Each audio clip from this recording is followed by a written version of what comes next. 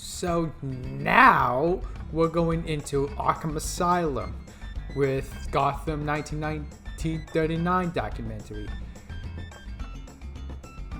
Really? I would assume that we would go over a few more villains first before we finally get to Arkham, but we just go over one villain, maybe two with the Joker, or three with Azrael maybe, who's not really an Arkham kind of guy, I think. And now we're going into Arkham Asylum. It's nitpicky. I just find it odd that we only went with one bad guy, or maybe two with the Joker in the first video, and now we're going to Arkham. But whatever, this is Arkham Asylum. Now this is the one I am very, very curious about, because we know Arkham Asylum is a place where they hold the bad guys. But I wonder what makes this one different and unique, considering the time period it's set in. Like, what is the staff like? How do they do things? What are the supplies there? What do the guards do? Is it better? Is it worse? Is it a little bit in between? Who knows? Let's just check this out. Arkham Asylum. Arkham Asylum. Arkham Asylum. That's not very dramatic. Although the music if is. Gotham was the mother that bore the Batman's criminally insane enemies, then Arkham was its womb. Many atrocities happened behind its locked doors, and not much accountability was held by the staff. I'm sorry. I just love the music. It is so over the top.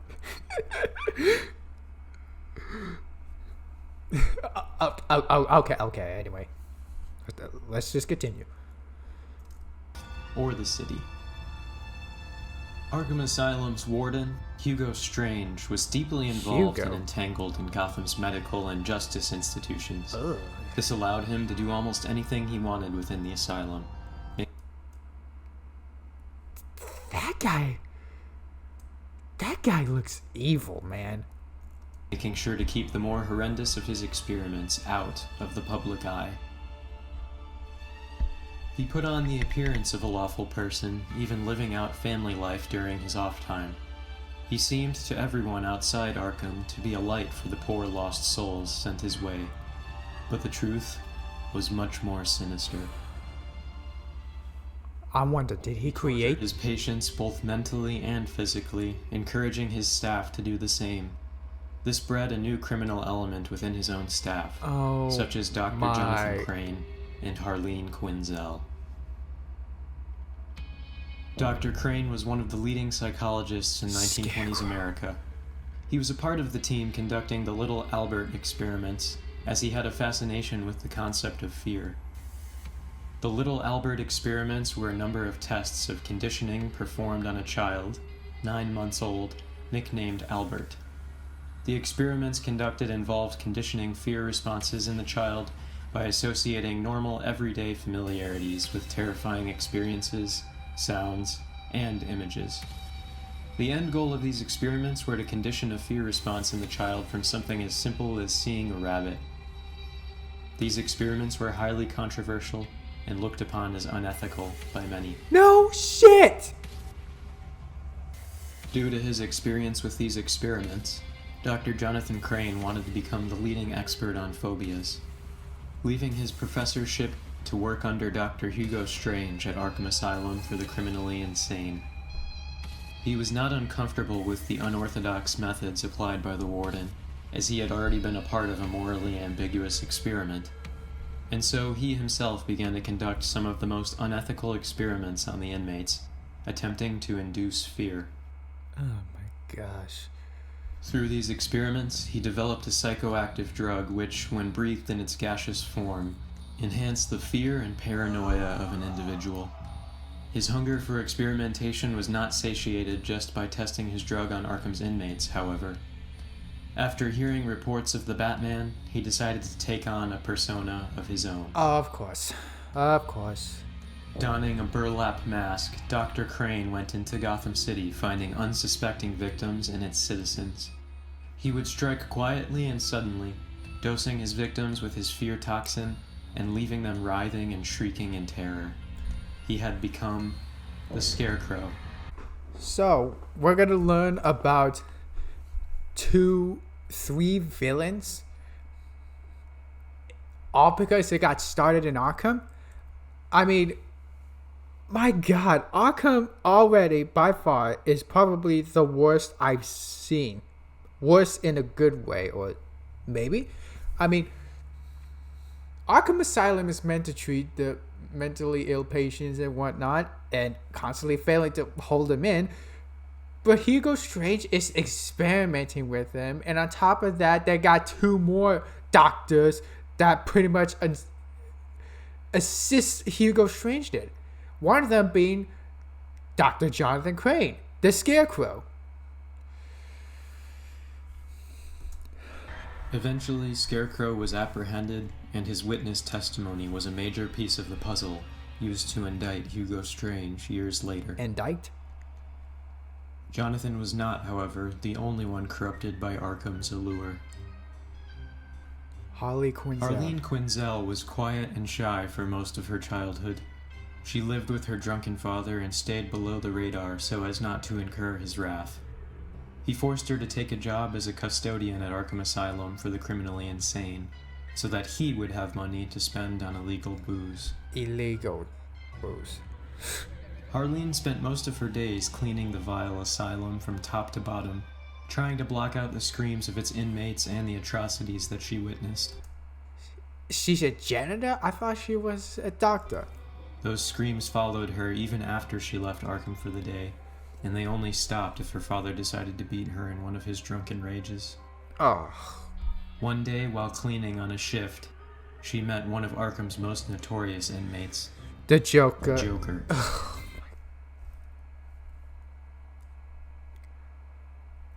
This is... Ew. At first, she was terrified of him. Yeah, The who Joker would was be not to be terrified spoken with to his or interacted freaky... with because of how dangerous he was. Despite this, she continued to speak with him day after day. She soon began to wonder how anyone could be afraid of this man, one who was so caring, passionate, and creative. After over a year of forming a secret friendship with the clown, she began to realize a fascinating and terrifying truth. She was in love. After that, it didn't take much for the Joker to convince her to help him escape. She obliged, and the two left Arkham's dreary cells and corridors behind. Their first stop was Harley's home, where the Joker convinced her to murder her father. There, covered in her father's blood like a gruesome baptism, she was reborn as Harley Quinn, the homicidal princess to the clown prince of crime. Together they went on a cross-country crime spree.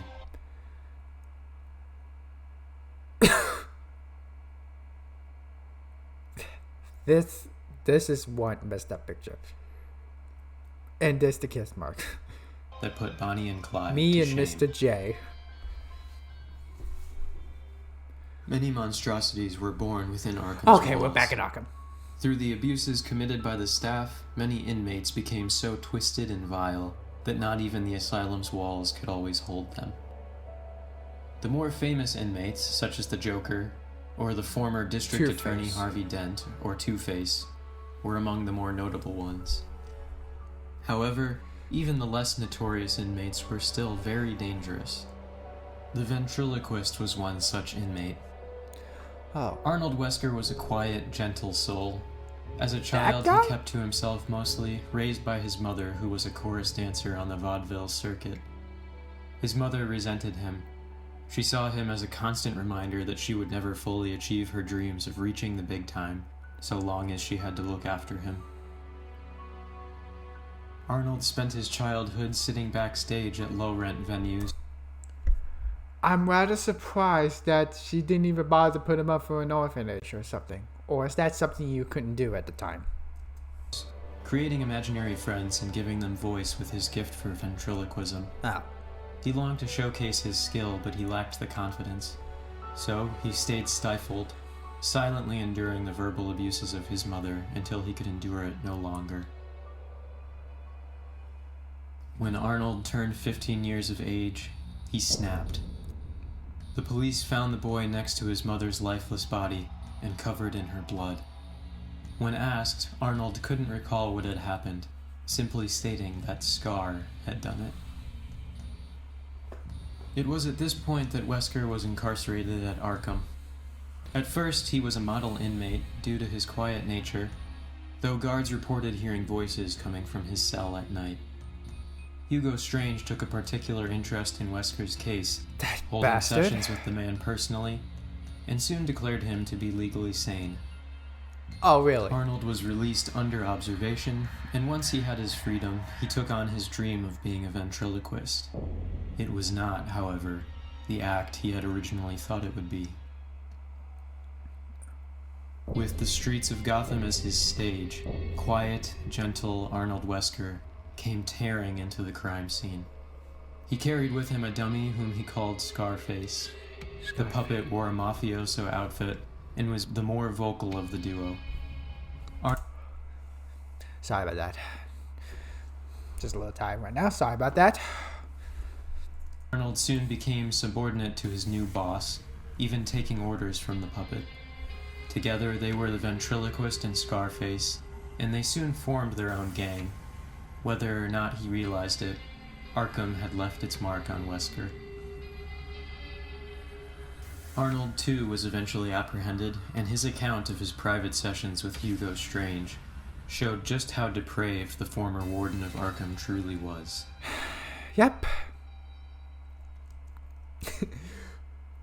Hugo Strange lets a psychopath out. Arkham's most notorious inmate was the Joker. Well done. he no kind one of looks knows funny where at he this came shot. from, only that he was probably the most dangerous man to set foot in Gotham. With 4 murders confirmed to have been committed by him, although most likely many more unconfirmed, Oh, there's a bounty. Joker was known to be in and out of Arkham more than any other inmate. Joker's relationship with Arkham Asylum was one of symbiosis. It was almost as if the very walls reached out to welcome him because of his chaotic nature. Hugo Strange and the other Arkham employees gave the Joker a wide berth, as one tended to meet an untimely end if allowed too much time with the clown. After the Batman's retirement, the Joker escaped once again, vanishing, never to be seen again. What? Arkham He was Asylum... never... The Joker was never found? I guess he enjoys his time with the Batman so much so that when he left, there's just no purpose, I guess. Did absolutely nothing to aid Harvey Dent in recovery. The Oh doctors my and gosh, of orderlies were course they watched did. very closely by the Batman, as he had a vested interest in his former friend. But Harvey Dent continued to spiral in the bleak atmosphere presented in the asylum's walls. Of course, Arkham Asylum truly was an incubator for insane criminals. It fostered many of the worst that Gotham had to offer. What was supposed to be a house of healing had been perverted and twisted into a house of horrors. Though it eventually achieved some reform through the contributions of Bruce Wayne and the help of the Batman, it eventually closed its doors. Though it is no longer open, Arkham is still whispered about in the streets, having become a legend and the subject of many ghost stories. It is an ugly scar on the canvas of Gotham's history, and a constant reminder to its citizens just how deep a person can sink. We've seen it corrupt its warden, its employees, and most especially its patients. Monsters were made in Arkham Asylum, and all we can do now is try our best to forget. Try to forget, even though it made a huge scar. Arkham, man. I can associate Arkham Asylum sometimes being incompetent with holding the bad guys. I know they're more or less incompetent with the bad guys breaking out and such. But this? This? This is not incompetent. What started out as a wonderful idea just turned into a house of horrors, like they said. Like, Hugo Strange, Dr. Jonathan Crane, Harleen Quinzel. Oh my gosh. They never got better at what they did. If anything, they intentionally or unintentionally made things worse. 1919 to 39 is pretty fucked up, man. I usually associate Arkham Asylum being incompetent at times, but this one is not incompetent. It's just cursed. It's just evil, man. So, wow, this is the most fucked up Arkham Asylum I've ever seen in my life. There's nothing much to say. It's just, wow, that's fucked up. If you like what you see, please consider liking and subscribing to my channel, and I hope you have a good day or night and take care.